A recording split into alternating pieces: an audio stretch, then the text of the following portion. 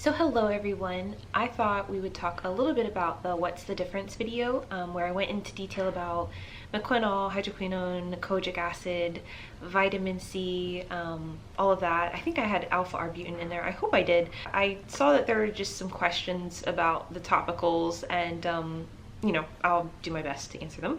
Can I take 1 tablespoon of bulk glutathione rectally? Is it fine? Yes. I mean, at one point I was taking like 12,000 milligrams of the bulk supplements glutathione all rectally in one day. And I did that for a couple months, and I really love the results. So especially like if you guys like buy that, I think it's the $120 bag of the bulk glutathione. I'm not sure if that's the 500 grams or if that's the 250 gram bag of glutathione, but like, yeah, you just like have so much glutathione that at one point I was just like, all right, let's just start using this up, because I was using it and I was trying to make liposomal glutathione on my own, and then after that I was just doing the rectal implants, and I still like had like just so much glutathione that I was like, what, why not? So I didn't have like any bad side effects taking that much, so just FYI, if you're interested, that's the most I've ever taken, like, you know, just back to back repeatedly in one day. And so I did that for a couple months. And then I tried also drinking the SHC glutathione, you know, their bottles of the liposomal glutathione.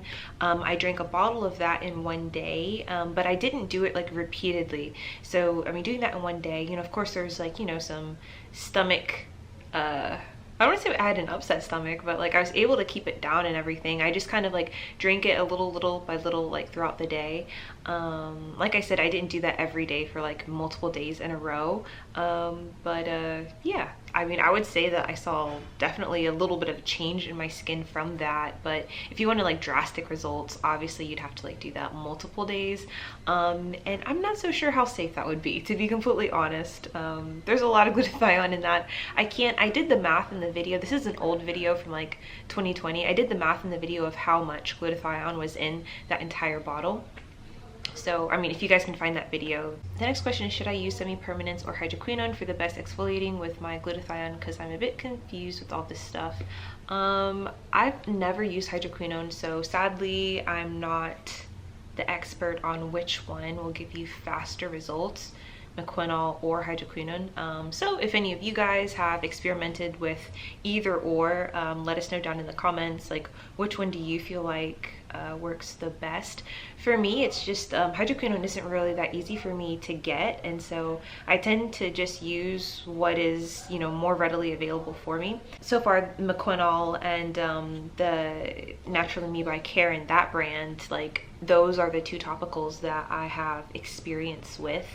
And of course, everything, you know, they do different things. The mequinol having the retinol in it, it will help for a little bit of cell turnover. I could see that if you have some retinol on hand, like at home, or if you have like tretinoin or something, maybe you could add a little bit of that to help with just the, I guess, cell turnover. So it'll help your skin peel a little bit more, because, you know, the semi-permanent lotion on its own, I haven't really noticed a whole lot of peeling. If any of you are also on this lotion, like let me know, are you having any peeling with it? Like I'm not. You know, obviously I do feel like it works, but you really have to stay out of the sun or it'll set you back like a lot. Now I've been on it for 3 weeks with no glutathione, and this is 3 weeks since I was like out on a boat in direct sunlight and got like a tan, and so thankfully it's helping to take it, you know, away. But I would still just recommend you also be on glutathione and other internal skin lighteners if you're also going to do like topicals like this, because that's just what's going to get you like the fastest results. And so for me, I definitely have like this love affair with glutathione, and so, you know, being off of it, like, you know, it definitely is going to slow down your results a little bit. But if you're using this routinely every single day, the quickest results with this is using it 2 times a day. Sadly, sometimes I get lazy, so at night I don't, so it's like out of like a week, I would say maybe 3 to 4 days out of 7 days I remember to actually put it on twice a day. But I am pretty good on making sure that I'm using it at least once a day. So if you want quicker results, obviously use it 2 times a day. You know, obviously slower results will be once a day, but I also recommend you also doing glutathione as well as a topical, because yeah, I don't think you would be satisfied like just doing a topical, but that's just me. And sometimes I just get impatient. I purchased the Naturally Me by Karen lotion and Pure Egyptian lotion. I also use Kojic soap from time to time. Now I'm wondering if I need something else, but I'm not really familiar with AHAs and Retinoids.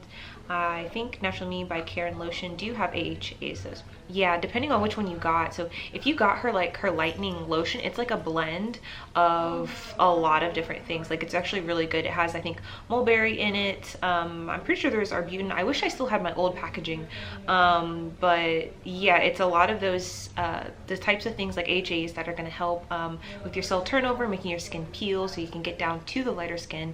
But it also had ingredients in it that were going to actively inhibit like, you know, melanin formation, which that's really important. You don't just want to get down to like the lighter skin underneath.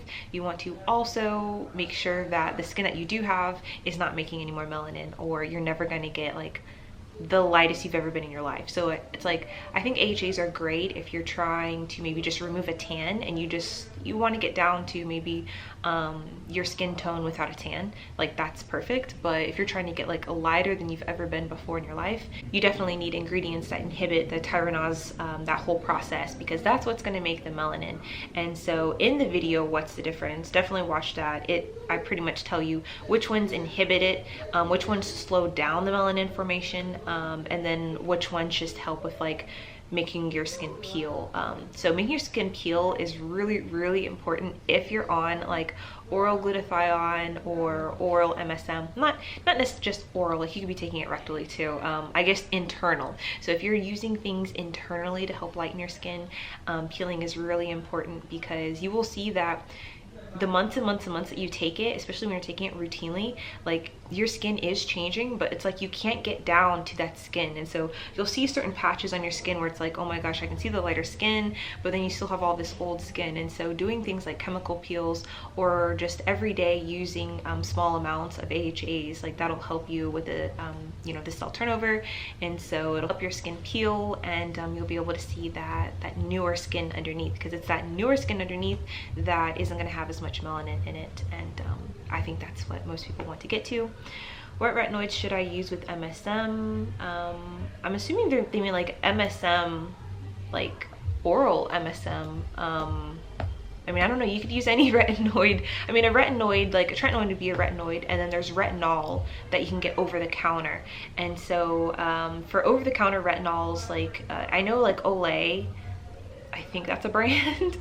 I've never bought a retinol over the counter, but there are different things that you can go buy like right now in like Walgreens that will have a retinol in it, and it's going to be a low percentage, but it will help you. So for me, the only experience I have with retinoid is tretinoin. And yeah, you can either see like one of the online doctors and have them like ship it to your house. I don't know how much they're charging for you to see the online doctor. Or you can just go see a dermatologist in your real life and get a prescription that way. NAC and MSM, which is better to take with glutathione together? I don't understand this question. NAC and MSM, which is better to take with glutathione? I mean, I've taken both when I could. Now it's really hard for you to get NAC in the US. Like there are some companies that have like kind of, I don't want to say hoarded it, but like you can still get it like on eBay and stuff, but like once they're done, like they're out of supply. So yeah, I just gave up, because I was like, I'm gonna have to give up eventually because I'm not gonna be able to get it without a prescription. So I just didn't worry about stockpiling it. I do have some friends who they're stockpiling NAC, and it's just like, you are gonna run out eventually and then what are you gonna do? So so you can take them together. Also take liposomal vitamin C. Regular vitamin C is a waste of money. Yeah, for regular vitamin C, of course, you know, only some of it's gonna be absorbed. So if you are using like ascorbic acid or something like that, take like I take like about 1/4 teaspoon, but I'll break it up throughout the day. So at different times of day I'll take it, and so at different parts of the day my body's absorbing it. But to be honest, I really don't know how much of it is actually getting into my blood supply. So if you are you know, if you want to know exactly how much vitamin C you're getting, definitely only take liposomal vitamin C, because it's going to ensure that the majority of that pill that you're taking, or the liquid, if you're getting liquid vitamin C, liposomal vitamin C, then it's just going to ensure that it actually gets into your bloodstream. So if you're doing the cheaper route of just getting like ascorbic acid, make sure that you just break it up into really small doses all throughout the day, and that'll help you with the bioavailability, which, you know, bioavailability of just regular vitamin C is just awful, and it's just how it is. Please reply, how long does MSM take to show results for skin lightening, and how many mg is required? Most of the places that I saw online, like, they recommend for skin lightening like taking 16,000 milligrams per day to 20,000 milligrams per day. So it's a pretty like hefty dosage. For me, I'm only taking 8,000 milligrams per day, so it's just kind of like an aid. You know, this person's like, it gives me some awesome crazy vivid dreams, and I mean, that is true. Someone else said it gave me awful acne. I even lowered the dosage, but was still giving me, it messed up my face. So yeah, the acne part is true. When you first start taking it, I feel like the first 4 weeks are pretty bad for breakouts. Of course, not everyone has this side effect, but a lot of people do, and a lot of people stop, which is completely understandable. Also, some people, like, their body just doesn't like MSM. I've heard of people have heart palpitations on MSM. This is just taking like smaller doses. Like, this isn't even working your way up to like the skin lightening dose, but heart palpitations, really bad headaches. It will dehydrate you, so you do have to drink a little bit more water than you're used to on MSM. I've made videos on MSM before, but to be honest, I make a lot of videos, so I feel like they get pushed down below, and then you have new people come and like they don't know that I've already made the video. So I will make a new video on MSM and all of the dangers and the risks, because for some people, like, your body just won't like it, and so when you start to have a bad reaction, you know, obviously if it's something serious like heart palpitations, or you're just not feeling good, I wouldn't take it. But for other people, if you're just having a less severe case, like just really bad acne, I just try to push through it. And like, you know, after those first 4 weeks, like, the breakouts will stop. Yeah, but I could understand why some people are just like, no, I don't want to do this. That's completely understandable. I was taking, okay, so this person said I was taking 2 1,500 milligram tablets a day and I got headaches. Then she went down to 1 a day and then half, but she was still getting pimples, and she just stopped because her face was just getting ruined.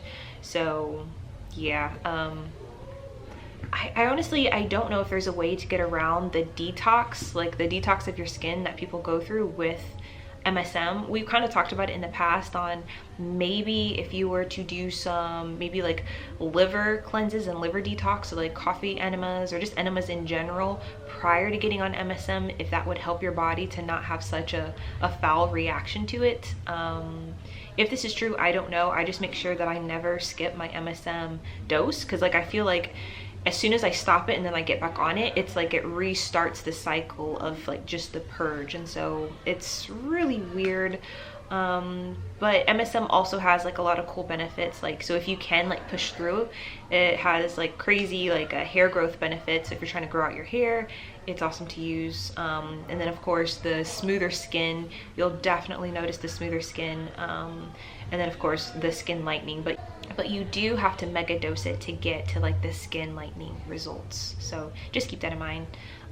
So yeah, that's all for the the comments on that video, and so I hope that helped answer just some of the you know, questions. Someone else was like, you know, I'm taking Naturally Me by Karen, and honestly, like, her stuff is good. So for topicals, you do just have to be patient with them.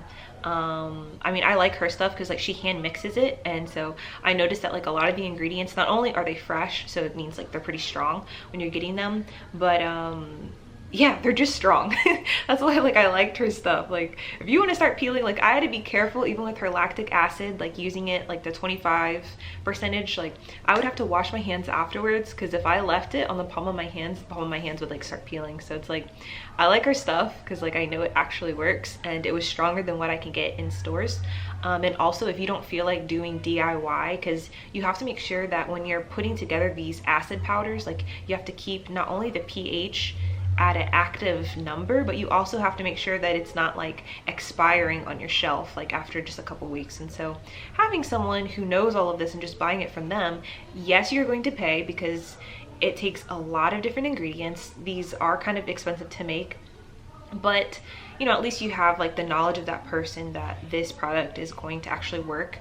Or of course you can just buy everything and do it yourself, but of course then you're also going to be spending a lot of money to like just get the initial cost of like everything that you'll need, and then of course you're going to have to do some research on it. And so I mean, it's like a trade-off. So it's either try to learn to do it yourself and go through the trial and error, or just basically pay someone who already knows all of this, because yeah, it definitely like, it takes a blessing to do it right and to make sure that once you've mixed it all up, that it's not becoming inactive, or it's not like losing its strength. Because sometimes people will mix stuff and then they'll like add a different ingredient, it'll throw off the pH, and basically everything that they just made is no longer going to be as strong as if they were just to like, I don't know, go on Amazon and buy that same acid, or go to someone else who makes it homemade and buy it. So you definitely have a couple different options. But with topicals in general, topicals, like, you have to be patient with them. And so if you are impatient, I would say do topicals and something internally, because at least that will help you get your results. Because doing one or the other, like, I didn't like just doing glutathione. Even when I was like doing large doses of glutathione, like just alone, it wasn't happening fast enough for me. And I'm not happy just doing topicals like what I'm doing right now. It's still taking forever. So it's like, I'm only usually happy when I'm doing both. And so I just, whatever your regimen is, I just highly recommend just, you know, doing both. Like, just have a couple of things that you're doing at once and you're probably going to be successful.